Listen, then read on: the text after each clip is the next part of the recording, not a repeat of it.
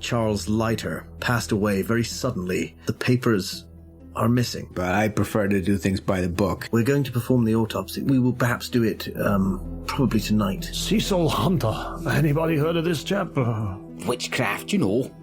It's all, a load of nonsense, really, these trials. Is it the concept of this Atlantic City breakaway and desperate acts? Oh, the gambling man. Kirk here had an encounter in the morgue. And what was the eyes like? Can I ask about the eyes? I said I don't want to talk about it, goddammit. Maybe it wasn't a heart attack after all. So what was it? Well, that's what we're trying to find out. So, Lucy, what you mean is that he got these rare books and then engaged talented artists to make forgeries to make copies of them? Oh, the other guy's real sweet.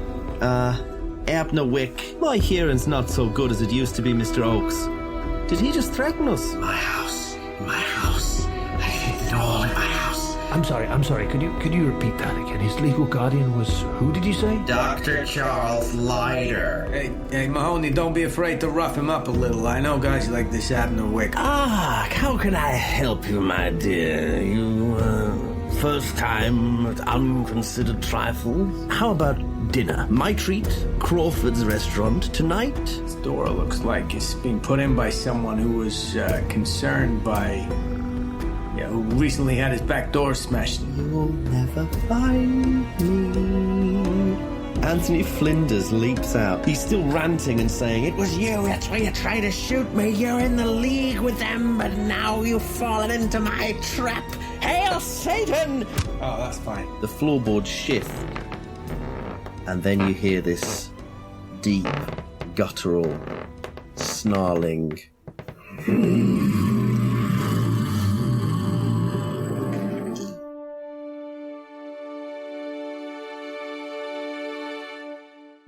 The Apocalypse Players present Crimson Letters.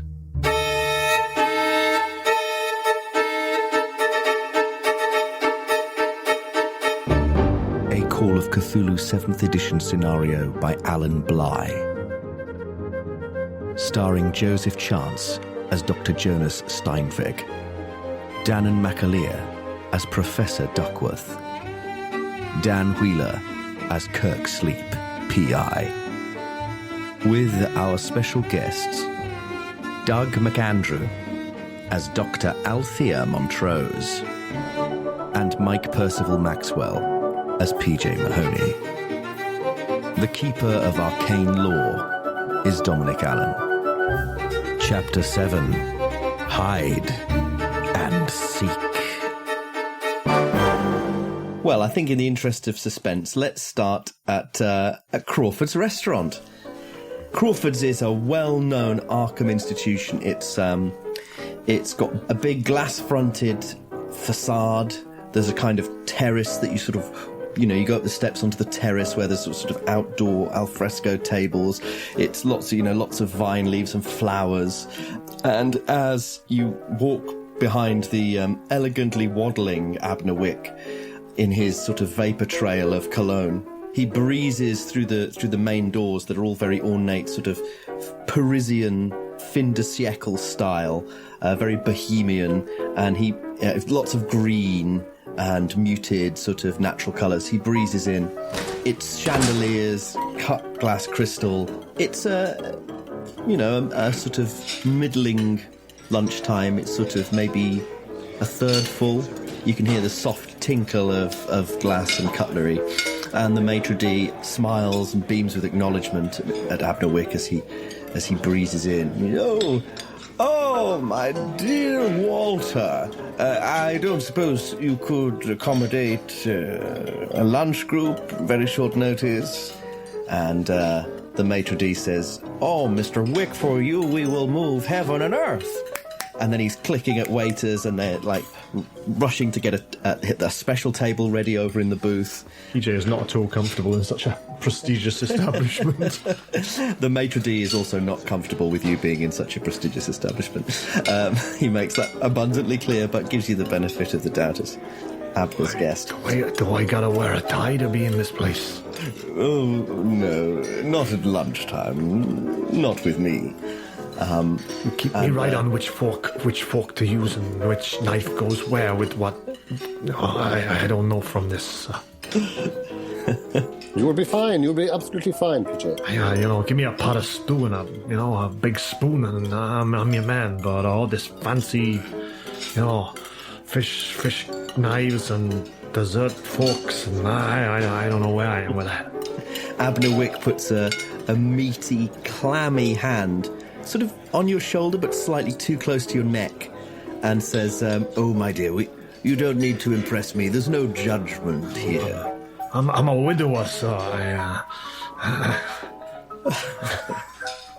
Recent widow? Recent enough.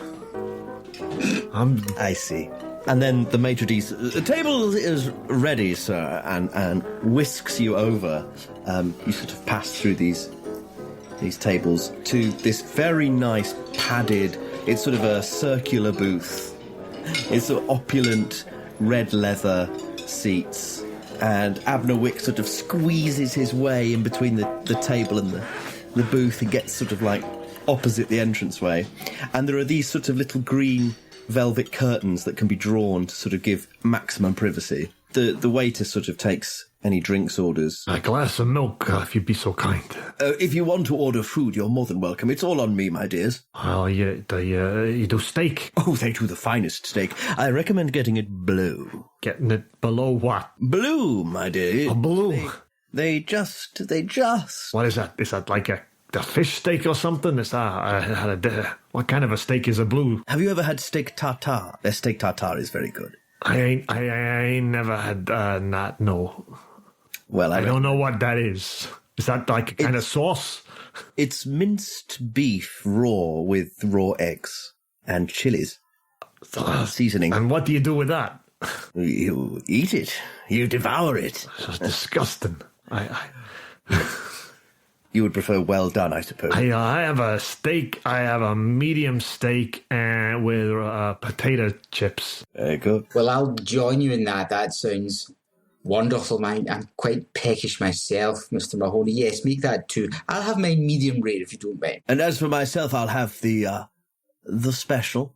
And the waiter sort of nods. Dr. Steinweg, steak? They don't offer the special to everyone. If you'd like. It sounds charming, but I think it would play havoc with my indigestion. A gentleman of my age has to be a little careful. Does he have some fish, perhaps? I'm sure they have excellent The fish. catch of the day. I'd be guided by you, Mr. Vic. Catch of the day, please. Catch of the day in Arkham. Fuck me. I'm not from town. Oh yes, we have something fresh in from Innsmouth Harbour this morning. I just realised that potato chips are crisps, aren't they? Yes. Yeah. The least Belgian meal you can order. A baked potato with my steak, please. Have a mashed potato. Slaw. Very good. Very good, sir. And peas. Peas and gravy. Yes. Catch of the day is from Innsmouth Harbour today. His name was John. Yeah. So, here the waiter leaves you in the booth, and Abner Wick says, "Well, down to business, I suppose. What can I help you with? And more importantly, what can you help me with?" Well, Mr. Wick, I first of all, I do apologise for my hasty words and intemperate outburst at the shop. It's been a rather pressing couple of days, you understand. So my apologies. I am Not at all, madam. Librarians ought to conduct themselves a little better. Oh, my dear, I am also given to hot flashes occasionally. One cannot maintain complete civilization at all times. So, shall we talk? Yes. You're looking for something? We are. Yes, the Hobhouse Papers, yes, and Mr. Leiter, and so on and so forth, and concerns of the estate, and indeed the Miskatonic University. It's a bit of a mystery. So you don't know where they are? Why, if we did, then I doubt we'd be enjoying this lovely lunch with yourself, Mr. Rigg, all due respect. Well, I can tell you that I had an arrangement with Mr. Leiter that he assured me he could acquire me the Hobhouse papers and arrange for them to be sold on. Now, I am a facilitator of sorts, really, but the Hobhouse papers are unique, and I have a personal interest in them. So I, of course, made a bid. Unfortunately, it wasn't terribly long before I was outbid. It turns out there are parties who have a great deal of desire and an almost limitless amount of resource. These parties will be very angry if they don't get the papers. What was like some kind of an auction or something you were having there? Like a private auction, a quiet auction. And you know who this party is? Did they purchase the papers? They have them now. Oh, Mr. Mahoney, I'm not at liberty to divulge information about my most important clients, but I can tell you that they never received the Hobhouse papers because they never came to me in the first place. Unfortunately, Mr. Leiter must have passed away before he had the opportunity. So you see, Dr. Montrose, I am also under a great deal of pressure. But as I said, we had a conversation with a couple of gentlemen from the Atlantic City mob. Let's be blunt. Oh. Well, I don't think you need to worry about them. Well, I rather think we shouldn't, but a man like yourself mixed up in this, well, you're very thorough, I'm sure. Well, let's get down to brass tacks, shall we? At which point the curtain whips open. And the food is here. And sure enough, these plates come in as the steak and mashed potato, the steak, and that's good. Yeah, thank you. As this is coming over, Dr. Montrose kind of glances over and says, "My bark is very much worse than my bite, but as far as the two gentlemen we met earlier are concerned, I'm not so sure. Oh, lunch." You ever had any dealings with the Atlantic City people? Maybe we should give it a moment as the waiter sort of passes a large cod across the table to Dr. Steinweg, and then you hear the squeak of a trolley behind the curtain, and they bring out a big what they called the silver. Cloche. Batter thing, yeah. Cloche, yeah. And Huang comes off, and underneath, there's this cloud of steam, and then on this sort of bed of very tender vegetables, there is what looks to be ribs. Not looks to me. In some sort of sauce. This would be your special, Mr. Rick, if I'm not mistaken. Oh, indeed. Wow, what is that you got there? Is that a hog or something? Indeed. As he's speaking, you see the maitre d' putting up a staff wanted sign in the front window. He starts tucking in with both hands, just pulling the ribs apart. Got a little bit of... oh, yeah. This is the Tillinghast special, I think. And the waiters sort of whip the curtain closed and leave. This is very lovely, Mr. Vic. Very elegant, very kind of you to bring us to such a fine luncheon house. Oh, my pleasure. It's always better eating with friends. The brass tacks that you spoke of interest me very much. Are you suggesting that the interested party that had limitless funds, or put it this way, many more funds, was not our friends in Atlantic City? Right. I can assure you they have no connection to your friends at Atlantic City. I see. And let me put it this way. If you were to help me, the rewards would be great, and you certainly wouldn't need to worry about some goons from out of town anymore. Like I was saying, have you ever had any dealings with these people before? They don't mess about. I can't say that I have, but I know people who surely will have done. Well, I'm just saying, if they don't get what they want, then they're gonna hold somebody responsible. And you seem remarkably relaxed in the circumstances, I must say, Mr. Wick. Well, I am a man who deals not only in antiques, but also in favours, much like I'm sure the Atlantic City mob do. Only the favours I procure tend to be more valuable than simply tit for tat. I've been in situations before where people who are too big for their boots think that they can intimidate me, and they have learned to their cost that they cannot. Oh my goodness! Well, I should watch my step then, Mr. Wick. Oh, not you, Dr. Montrose. We're all fast friends now, I think. Can I ask you, Mr. Wick, what was the nature of your arrangement with Professor Leiter in terms of this particular transaction? Was he supposed to deliver the papers to you, and he never showed up with them, or how did it go down?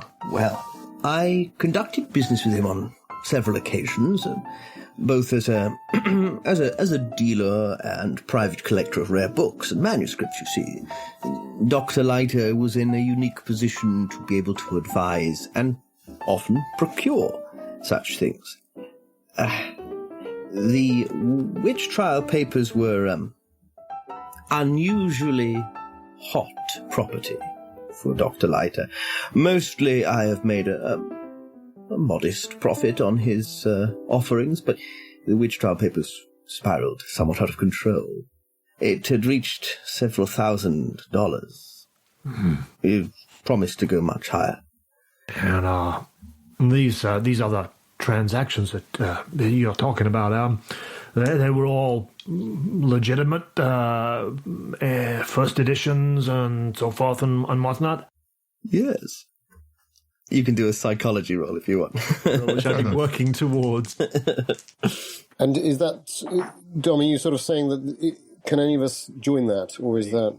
Oh, yeah, by all means. Yeah, I made a 25 under 30, so that's all right. A regular success on a psychology roll.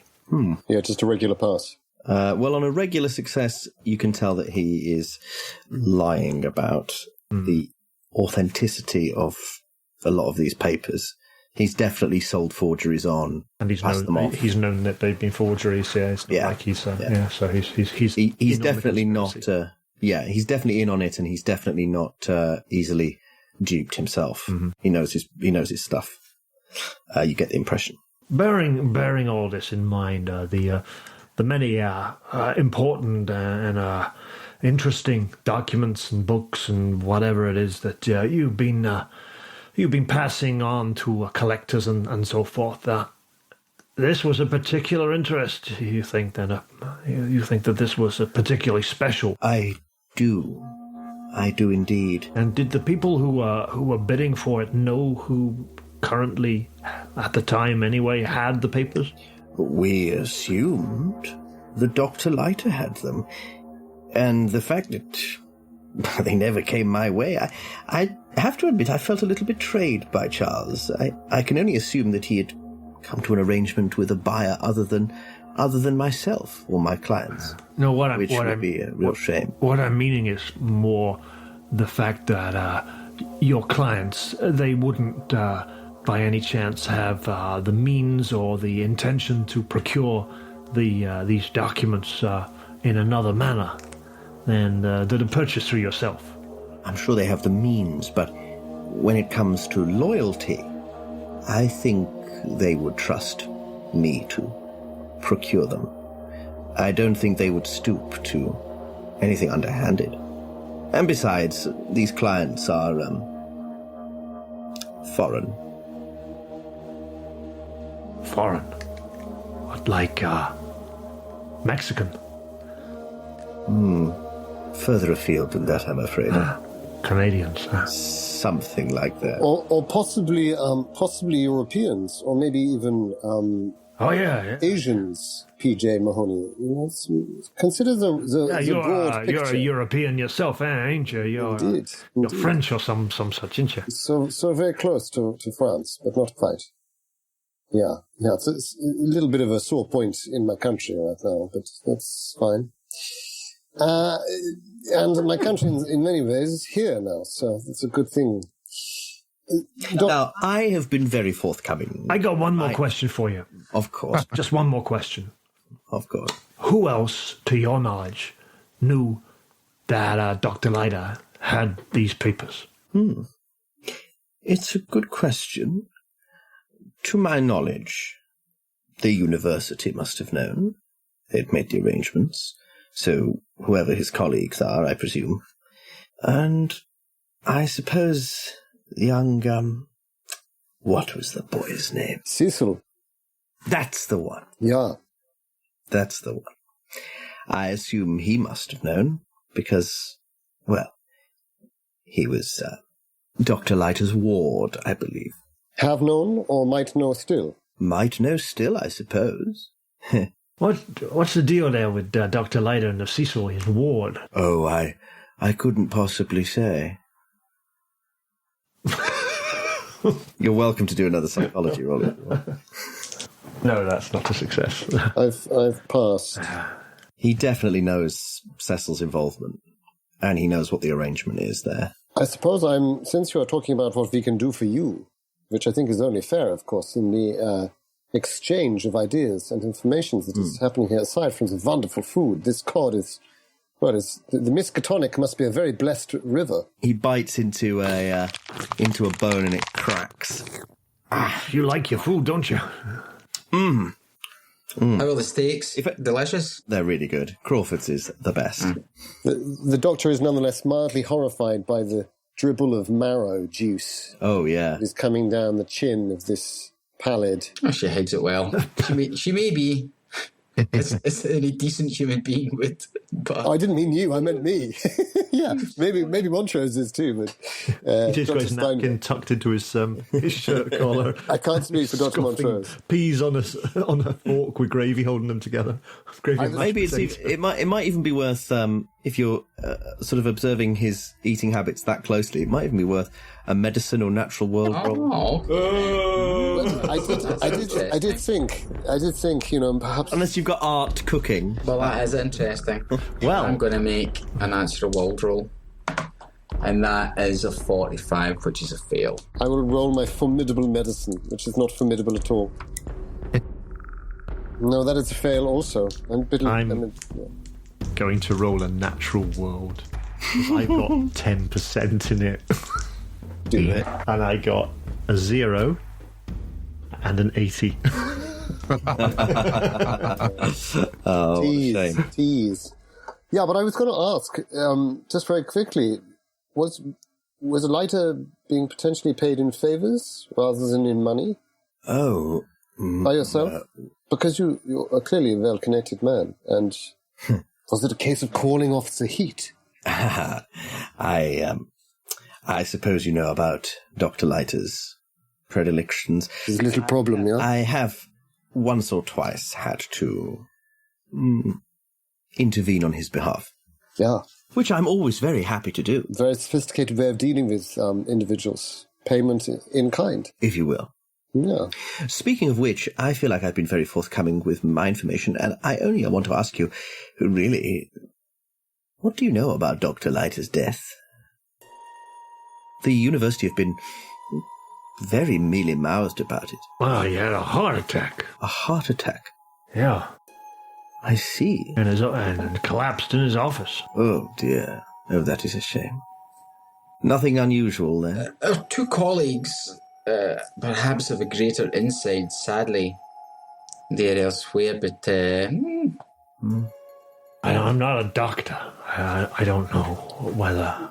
Nonetheless, I am, and I would posit a theory that my two colleagues here have not yet heard. But I would suggest, are you familiar with the concept of the doppelganger? Mr. Abnevik, are you familiar with the concept? You laugh. So I'm saying yes, I've heard of doppelgangers. Yeah, they're sure. Very nice. The thing I'm most struck by was that I think he was psychologically disturbed before he died. We can say this is possibly to do with his obsession, and I'm starting to share this with Dr. Montrose and PJ, since it is genuinely the first time I've put forward this theory. But I begin to wonder if he is also mixed up with this Cecil Hunter and Mr. Cecil Hunter's skills. He may have had something of a nervous breakdown. And as we all know, this can very easily lead to cardiological problems. The stress, the anxiety of, let us say, a gambling little problem, compounded perhaps by a psychological break with the normal way of being. I was very struck by the fact that he appears to have damaged a mirror in his room before his death. I'm assuming it was him. It would make sense with my current theory. And I wonder whether he began to think that he himself was a fake, and a more authentic version of himself could be found beyond the silver glass. I am an alienist and interested in Jungian theory, following Dr. Freud's visionary processes, but breaking away from them. And I realize that what I'm talking about might sound a little bit symbolic, a little bit not very concrete. But I am very, very interested in the fact that he was working with someone such as yourself. He puts his hand on yours at the table. His hand is cold, moist. And he says, "Oh, my dear Dr. Steinweg, I understand you completely. I completely sympathize with your theory. There are dangerous forces in this world, and beyond it, not given men to know. It may not even be symbolic, your theory. It may indeed be practical. What I have heard about Charles Leiter's death, what you have told me now corroborates. Forces such as that of which we both speak seem to gather around the papers. I am perhaps being superstitious, but certainly there is a history to those papers that is extremely tragic. And so, really, it is a humanitarian concern that I possess to acquire them, because I have perhaps the best knowledge of these things. I'm sure the university like to think that they are best equipped, but you must trust me. They're only safe in my possession, Dr. Steinberg. Yeah, I see that you can think that. And I think he slowly pulls his hand away, wanting all the time to really just whip it out from under that cold, fleshy pad. But I think he looks maybe mildly in just the edge of panic towards Dr. Montrose. And like, what's this guy on about? But I kind of believe him. PJ has been looking increasingly confused throughout this whole conversation, and he kind of pipes up at the end. Well, for sure, I ain't no scholar, but it sure sounds like a lot of symbolics to me.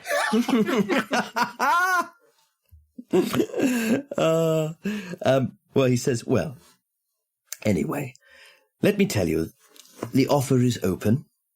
If you find the papers, and I hope you do, and you bring them to me, you will be compensated many thousands of dollars, and you can rest easy in the knowledge that you have dealt with a difficult problem. If you give them to the university, well, there's nothing I can do to stop you, but I urge you to consider all possibilities, even those that seem far-fetched. And one more thing I should mention. Cecil had a habit of copying things. If he happened to make any copies, it would be best if they were brought to me or destroyed.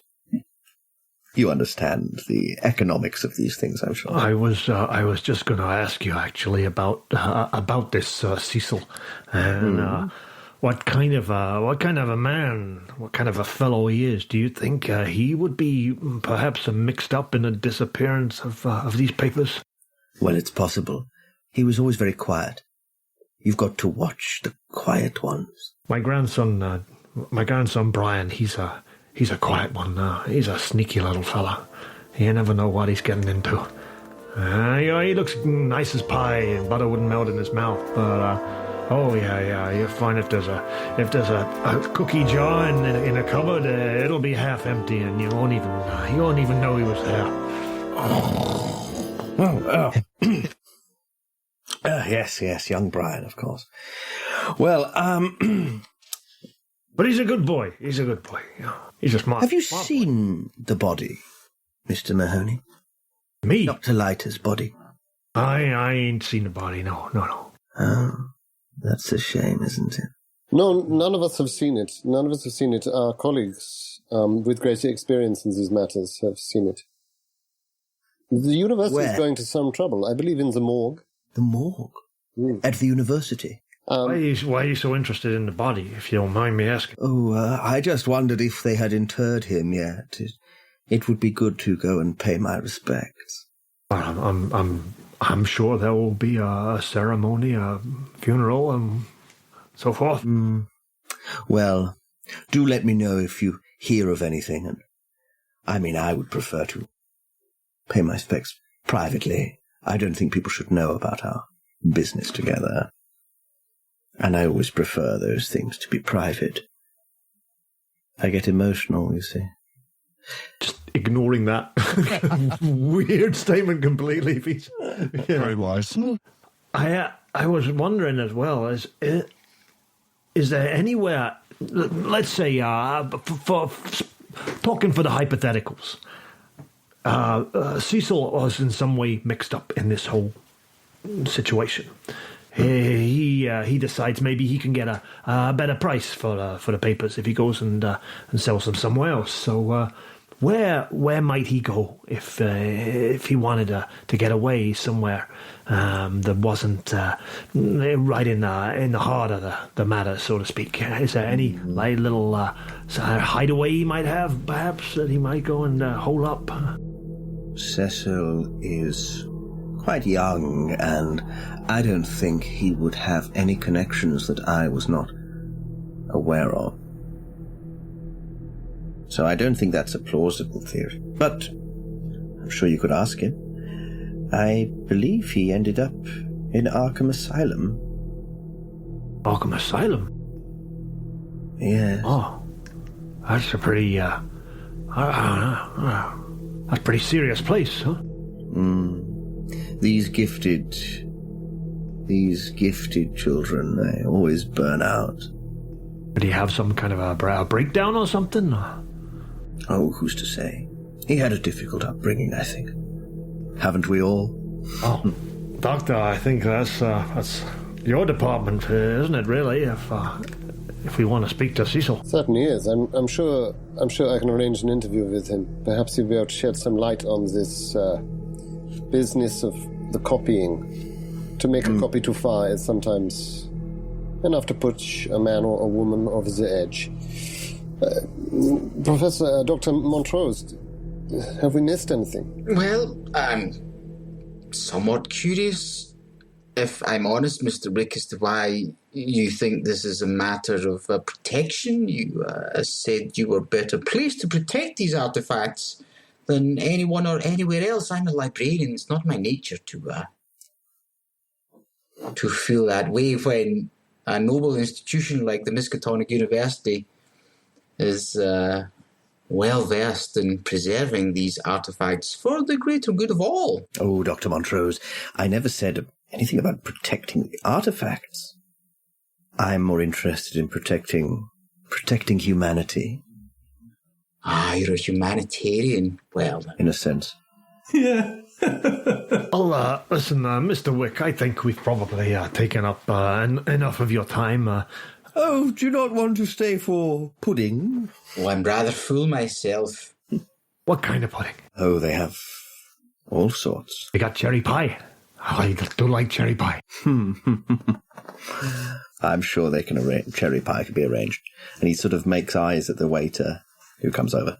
So you can either stay with him and order dessert, or you can make your excuses. But meanwhile, over at Dr. Leiter's cottage... No, make your excuses. I'm staying for cherry pie. If you do stay for pudding, he quizzes all of you on your lineage, and if you have any... he's going to hear all about my grandchildren. He's more interested in your previous generation, it turns out, but sure, he'll sort of humour you. Meanwhile, at the cottage, Kirk's sleep ended up in the study, I think. He's currently stood next to the unconscious body of Anthony Flinders, whose leg is all bandaged up. Dr. Duckworth is stood... Let's say you've opened the back door, and Dr. Duckworth's there. You've heard this noise upstairs, Kirk. But can you both give me a listen roll now, while you're stood at the back door? That's a regular success from me. Oh, yeah, regular success, just. You both hear a car pull up on the driveway at the front. Okie dokie. And the door goes... So, should say, Kirk, did you hear that? Someone pulling up. Perhaps we should, Yeah, I heard it. Perhaps we should go around the outside. See who it is. Maybe we should. Maybe we should warn him. I heard a sound inside there that, well, I gotta be honest with you, it didn't sound good. Did it sound, I mean, was it obvious to me that it wasn't a human growl, or? Yeah, no, it was more like a large animal. Sounded like maybe some kind of, sort of, maybe like a cougar or something got in. Where? Got in. I know that sounds crazy, but it was a growl. Whereabouts in the house? I think upstairs. I heard like creaking. Right. Let's see who's in the car. Can I ask a keeper a question? I don't know my passage through the house. I'm not asking you to send me a map, but I mean, by all means, send me a map if you'd like to. But from my passage from the front door to the back door, did I get any idea of the geography of the house? Let me see if I can send you this. I think I can. Because I seem to remember, like, I would have had to come through the front door, down a corridor, into the study, then through the study and out back door or something. Yeah. So you'd have had to have come in to the front room, into the study, back out of the study, into the dining room, into the hall, into the dining room, into the kitchen, to the back door. So the back door leads straight into the kitchen, basically. Right, okay. Do you mind giving me that sidearm back? Unless you can use it, that is. Let's just see who's in the car, shall we? Huh. Yeah, I hear you. I trust you, Sleep. But remember, we did make a deal. Sure. Kind of regretting that deal now. Yes, well, I'm sure it's just campus security checking that everything's all right. You hear keys jangling at the front door. I step forwards and make myself visible. If it's a short walk, I move towards the front door. No, looking at the map, it's a maze to get from the back to the front door. Yeah, why don't we? Do you want to watch the back door again? I'll go and check out the car on the front, or what? Well, no. Someone's coming through the front door. Let's greet them. Otherwise, it'll seem suspicious. The university has hired us to look through this place. There's nothing suspicious in our being here. I don't know. I don't know whether I agree with you, but Okay, look. If I give you back... The door opens. The door opens. Where are you stood right now? At the back door. At the back door. So you hear the front door open and close. I heard the front door open and close. I hear footsteps. You then hear footsteps going up the stairs. Sounds like it going upstairs. Maybe we should. Shall I warn them? Shall I yell up? Don't go up there. It's dangerous. No. Give it a moment. All right.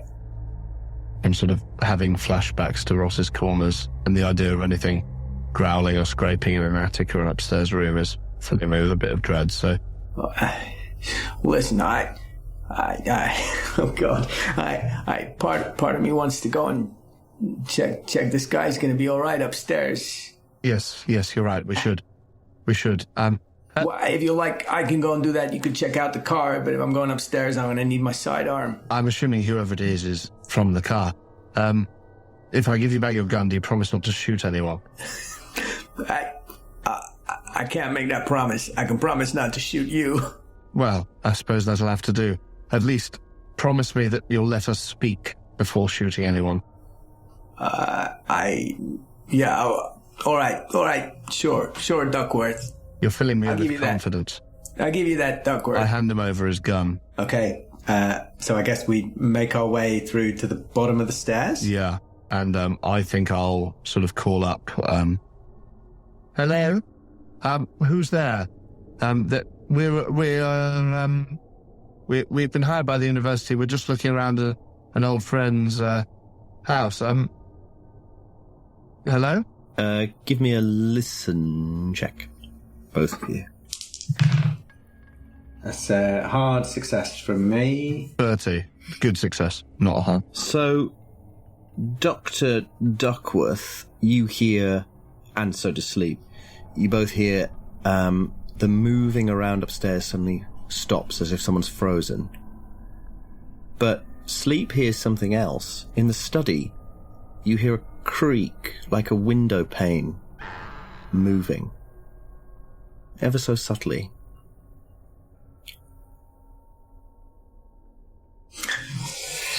Okay, where have we got to? Are we at the bottom of the stairs by now? Yeah. I'm going to have to ask you to identify yourselves. Yourself? I make a sort of sign to Duckworth that sort of to indicate that I'm going to go around and check in the study and to stay here. Yeah. And then I start making my way to the study. So you're in the front room at the bottom of the stairs right now. Right, okay, great. So the study's just next door, basically. Yeah. Okay, so I'd like to go up to the study door and listen at the door. There is no sound in there now. Okay, in that case, I'd like to go out the front door and look to see if there's any evidence of someone having just come out of the study. That's where Flinders was, right? Yeah. Supposedly knocked out. Give me a spot hidden. Yeah, that's a extreme success. Extreme success? Yeah. So this street is a kind of long, winding, sort of a big cul-de-sac that's lined with lots of trees. They're all university residences, basically. So it's a very well-maintained street, sort of private street. There's a lot of foliage. Every house is very private. They've got lots of trees and stuff. But you see, off to one side of the house, across the lawn, in the foliage, you catch a glimpse of the back of someone's head disappearing. And it's very clearly a blonde woman's head. Disappearing into the foliage? Yeah.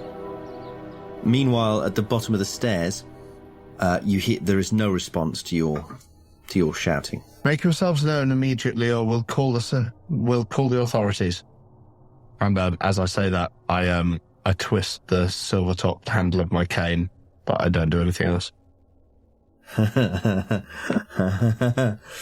Outside, I think Kirk Sleep's sort of misogynism / hero complex takes over, and he starts running towards this female figure.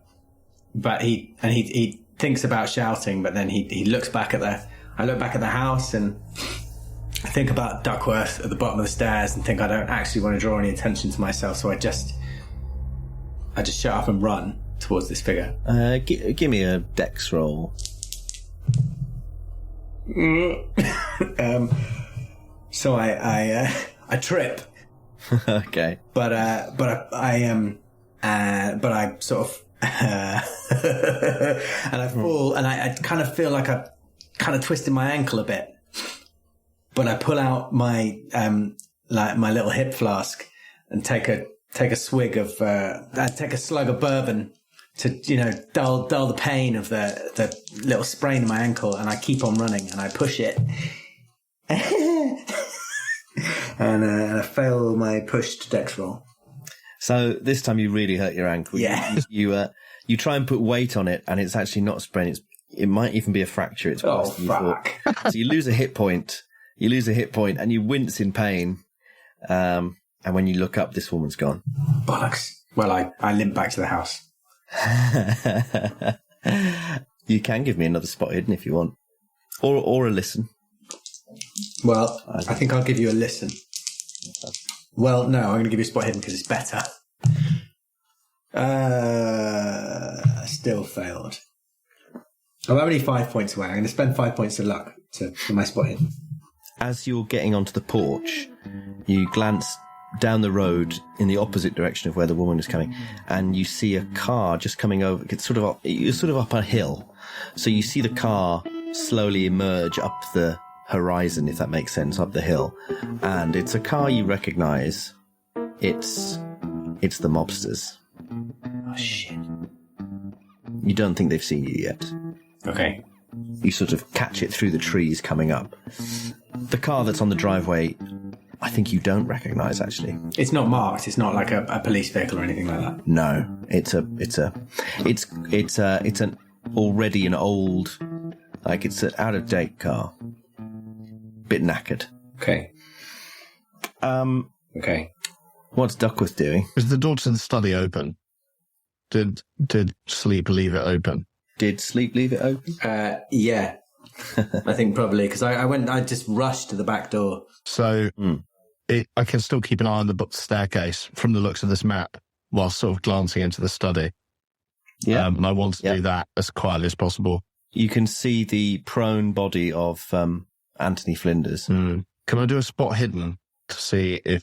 I mean, he wouldn't have anything on him, because why would he be hiding in there? Which also makes it seem like there's unlikely to be anything in there left, especially if this blonde was just jumped out the window. But can I just do a spot hidden on the room to see if anything catches my eye? I've got quite a good one. I'm an academic and all that. Yeah. Okay. Oh, I failed, but I think looking in, what does the study look like? Of interest, is it like crammed with stuff? It's a mess. It's a mess. It's a mess. The desk is covered in papers. Right. So it doesn't seem like the sort of thing I'd be able to like find something specific in quickly. Probably not. No. You did a really good spot. Okay, I'm not going to push it then. In which case I step back out to the bottom of the stairs and I say, right, I'm coming up. And I take 2 steps on the staircase and then listen to see if it forces an action from upstairs, see if there's any sort of sound. Okay, yeah. Yep, that's a success. And listen. You hear the soft creak of a door open and close. I step 1 stair down as quietly as possible to brace on the floor, and I pull my sword cane into 2 halves. Okay. And I say, now listen here, we're not fooling around. If you're just here out of curiosity, let me know and you can go on your way. But I have a man here with a gun who's very unhinged. And he may not be as forgiving as I, so if you'd like to parlay, this is the time. Sorry. Am I back yet? Yeah, sure. You hear parlay, this is the time. Exactly. Do I hear the bit where he said about man with a gun unhinged? Yeah, probably. Maybe. I don't know.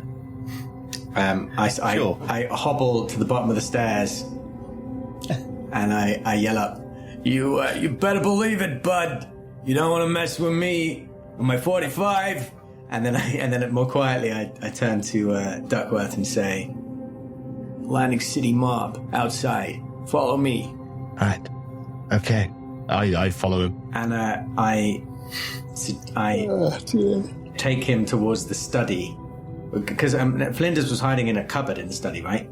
Yeah, he was. And it looked like there were a few cupboards in there. Am I right? Yeah.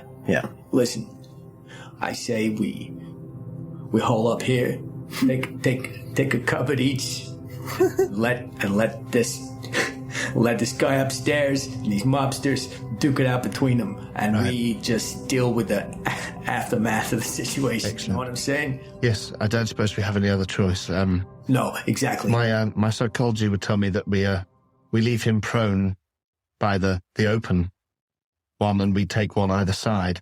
But there's slats in these that we can look through. Yeah. So if you see anyone about to open mine, I shoot the motherfucker. Well, check if they're police first, of course, or campus security, or a student. Oh yeah. I need to give you a chance to speak to them. I remember the bargain. Well, no. If they're Atlantic City mobsters, I suggest you do shoot them. Right. Okay. Just get it in cover. Okay. This can only go well.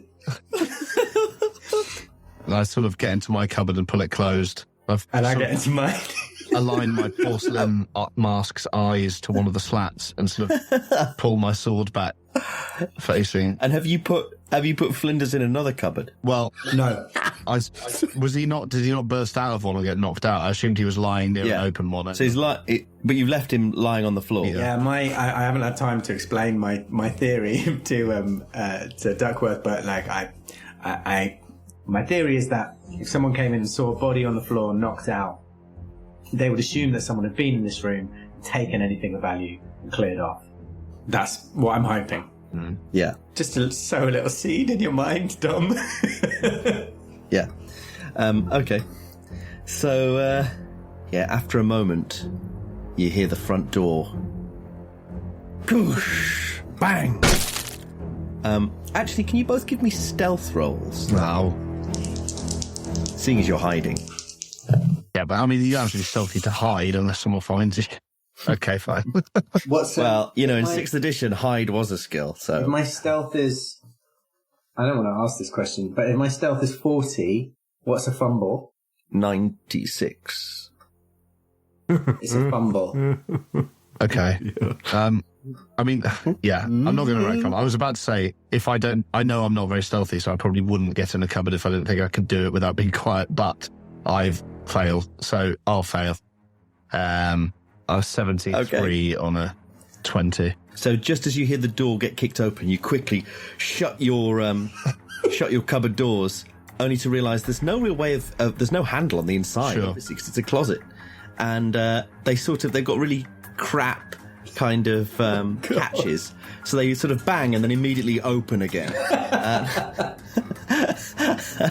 And Shaughnessy are in the doorway. They see straight through into the study and make eye contact with you. Which one of us they make eye contact with? Both you. Me. Can't see my eyes. Which one? Look who we got here then. Well. If it isn't our old friend from the speakeasy. Gentlemen Oakes and Shaughnessy. So lovely to see you. I say, oh, thank God it's you. I was worried it was the police. Yes, no one wants that filth around here. Now, I suppose you're here for the autopsy. Oh, the autopsy that we've been promised. What, are you going to have it right here and now, are you? Well, I'd rather prefer not to. It's at 8 o'clock. 8 o'clock. And is this the poor chap you were hoping to do the switcheroo with? No. On the floor here? No, this is a poor, unfortunate student who he's lost his mind. They think we were born yesterday, Mr. Oakes. What do you think of that? Mr. Oakes just sort of slowly raises a Tommy gun. Oh, fuck. Oh, Mr. Oakes, he's got such a sense of humour. Oh, Jesus Christ. In which case, I don't suppose you want the money after all. Oh, well, we're also very reasonable. We've got a sense of humour and we're reasonable. If you've got the money, then we'll be seeing you right now. Well, if you're reasonable, you realise it's not our money to pay, but we said we'd happily help you find it. That's why we're here. Oh, good then. Well, feel free to help us look. We're going through a study as we speak. Oh, but I think you know where the money is. Why would I know where the money was? It's the first time I've been in this house. Listen, believe us, we just turned up in this place. We started trying to turn it over, trying to find the money, some clue to where the money was, so that when you called us, we were looking forward to speaking to you. We're going to take you to the autopsy tonight at 8. And then we heard a car pull up. I was worried it was the police. You know, I got some history with Boston PD. I know what Captain Lewis is like. He looks at Oakes, and Oakes raises the gun and just the ceiling. You're not going to give me a chance to do a fast talk roll? Yeah, go on then. Shit. That is a hard success on my fast talk. Okay. After he shoots for a second, Shaughnessy puts his hand on his arm and says, all right, this is going to go one of two ways. All right.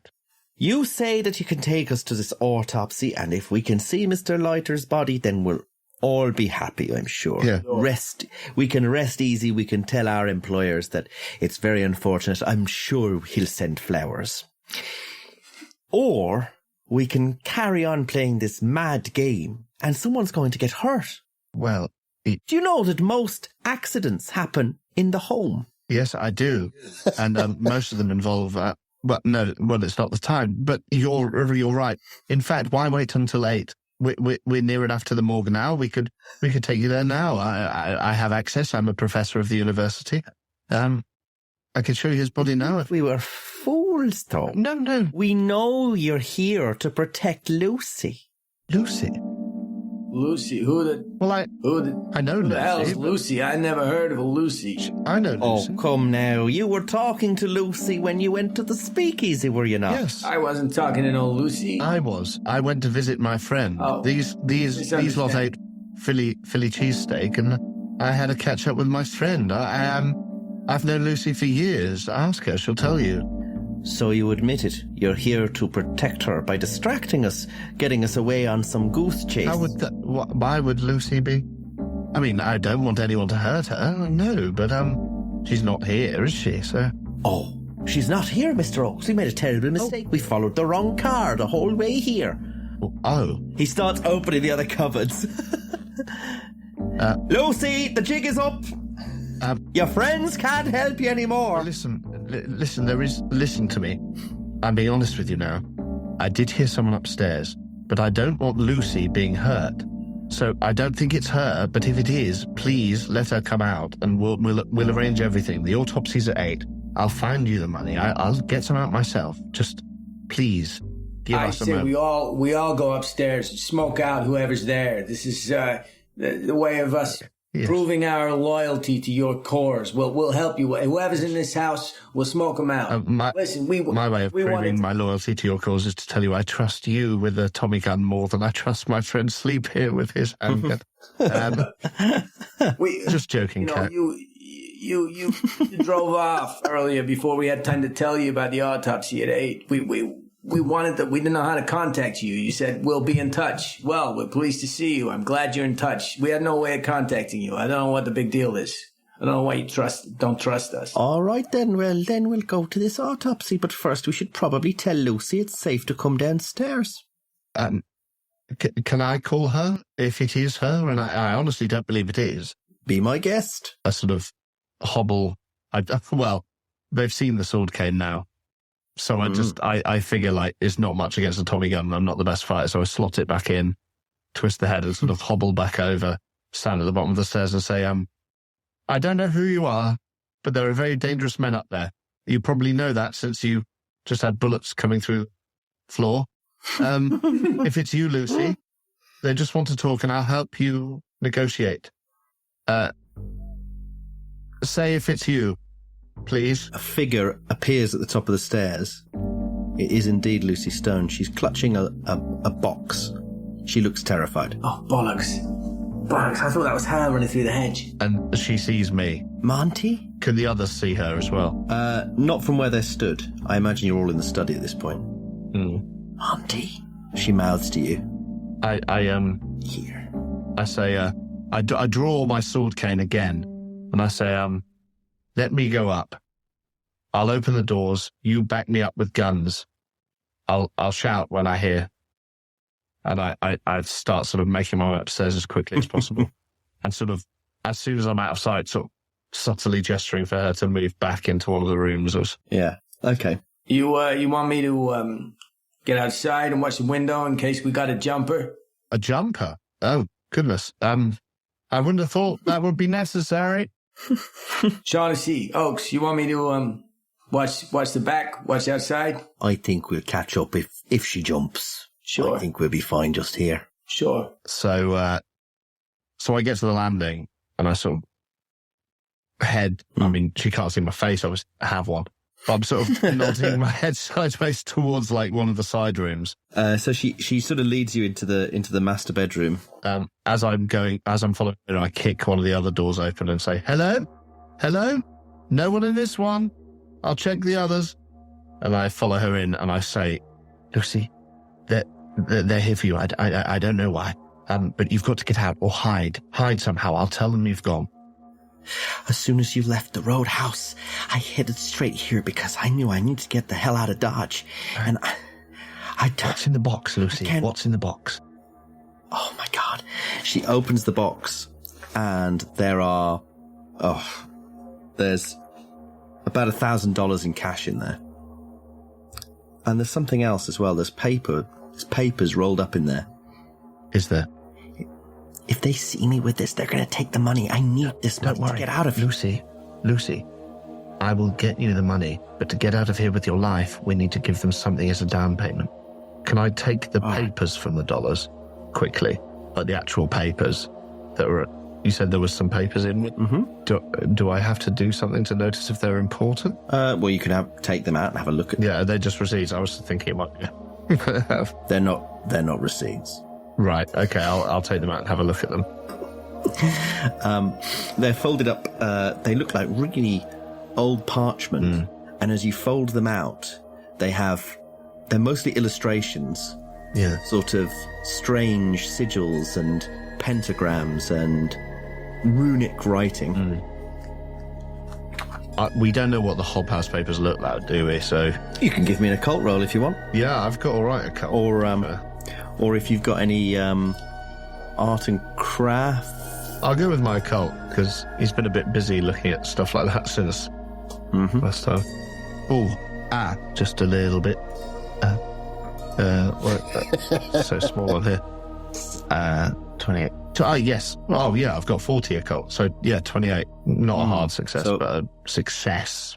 I might understand. I might notice. These look like the sort of thing. It's definitely occult. It's definitely the right sort of era. And it's stuffed in a little box with loads of cash. Okay. I immediately pull out my sword cane, wrap those notes around it, and slot it back together. And then I say, trust me. Okay, we're coming down. Unbeknownst to you at that moment in the study, Kirk, do you want to give me a spot hidden? Yeah, regular success. Oakes is sort of stood staring at you. He's lowered his Tommy gun at this point.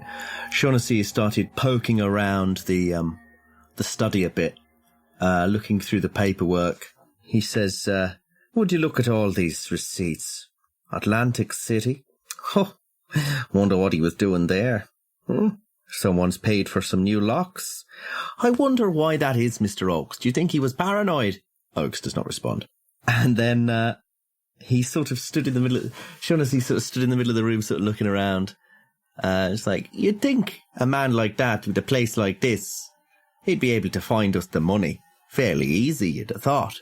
Leaving it so long and making a fuss for everyone, yourself included, Mr. Sleep.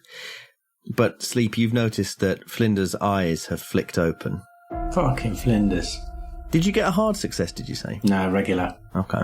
Blessed be the power of Shub-Niggurath. Blessed be the forces that walk in the woods, free of all... Is he muttering? Just one. No. Just one. No, he's not. Okay, just check.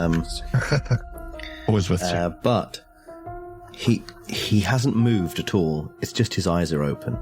The other two haven't noticed this yet. Where is it? So O'Shaughnessy is looking through the stuff in there. Have I got this right way around? Yeah. O'Shaughnessy's going through the stuff and talking. And Oakes, who's the one with the Tommy gun, is just staring at me. Yeah. And we're He's all stood in the doorway. And we're all in the study. Yeah. Suddenly, Flinders' hand snatches and grabs Shaughnessy's ankle. He turns around confused. Flinders opens his mouth and lets out this strange, guttural noise.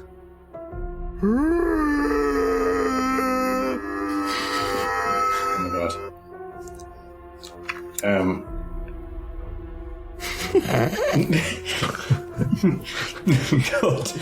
Oh, does it look like? Get back in the cupboard. Does it look like? Does it look like Oakes has been distracted by this at all?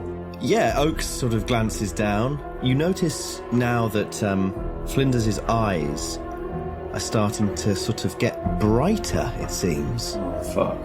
And Shaughnessy's clearly about to do something when he's just completely transfixed momentarily. Oh dear. Oh dear, oh dear, oh dear, oh dear, oh dear. With a possessed cultist of dubious allegiance as my only ally. With Brendan Gleeson and Colin Farrell. Pretty much. So Shaughnessy he's sort of suddenly transfixed, and then he just looks, the blood drains out of his face, and he